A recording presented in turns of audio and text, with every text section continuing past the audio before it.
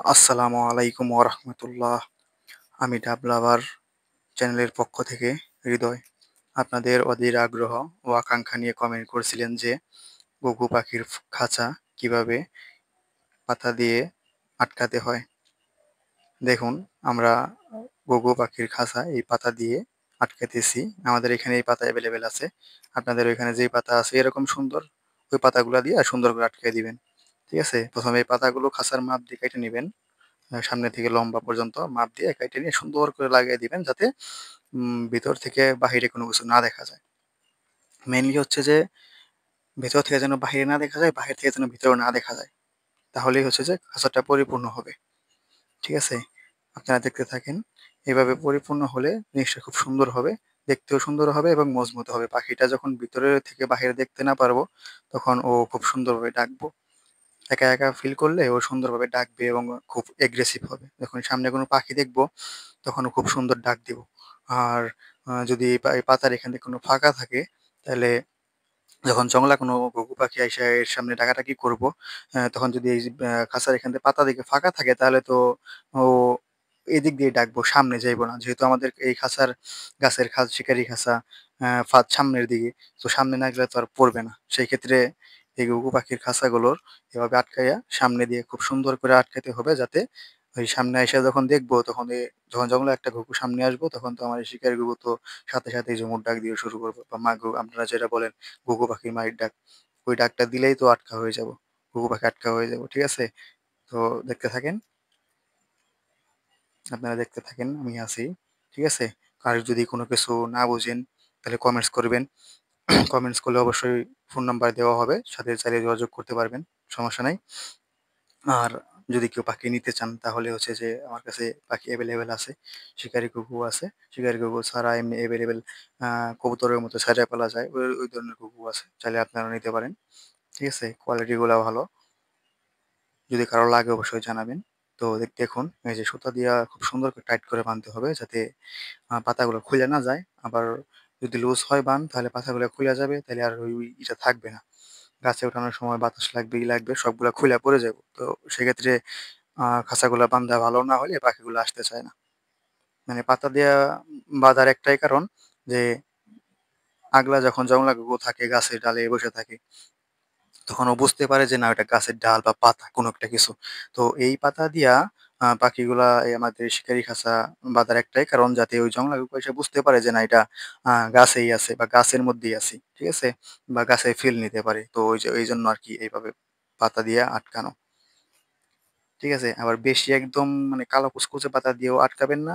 আবার বেশি একদম সাদা পাতা দিয়ে আটকাবেন না। মানে গাছের কালারের মতো একটা পাতা দিয়ে আটকাবেন।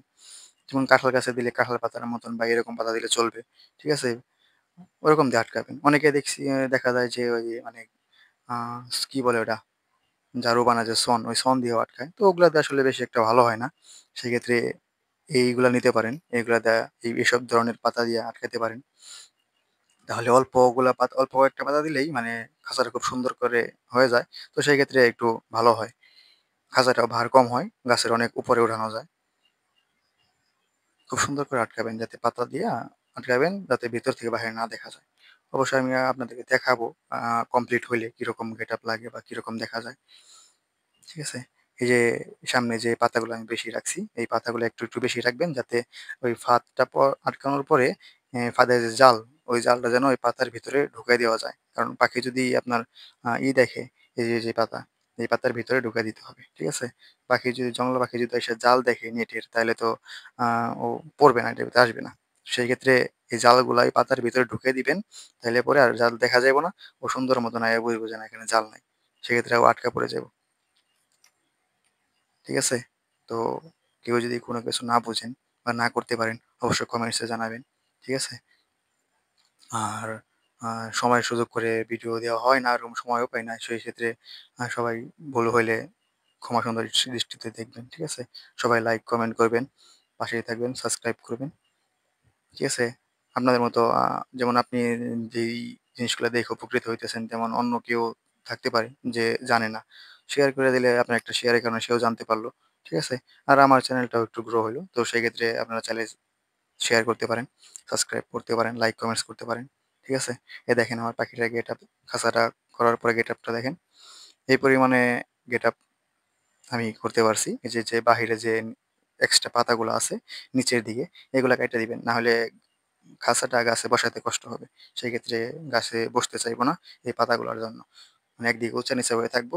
প্রপারলি যদি গাছে না বসে পাখির খাঁচা, তাইলে তো খাঁচাটা পড়ে যাইবো। পাখি যখন আসবো, ঝুমুর ডাক দিব, তখন তো খাঁচা সহ গাছের ডালটাই নড়ে যায়। তো সেক্ষেত্রে খাঁচা সহ পড়ে যেতে পারে। তো যখন গাছে দিবেন খুব সুন্দর করে দিবেন, ফাঁদটা পাইতে হালকা করে ফাঁদ পাইতে দিবেন, যাতে ছোঁয়া লাগার সাথে সাথে ফাঁদ আটকে যায়। আর যেই ডালে বসাইবেন, ডালটা যেন মজবুত হয়। ঠিক আছে? এইভাবে একটু ক্লিয়ার করে বসাইবেন। বসালো হলে তারপরে হচ্ছে যে মানে দেখে আরকি খুব সুন্দর করে নির্বাচন করবেন ডাল। ডালটা হচ্ছে মেইন। শিকারি করার জন্য গাছের ডাল নির্বাচন করা হচ্ছে মেইন। ঠিক আছে?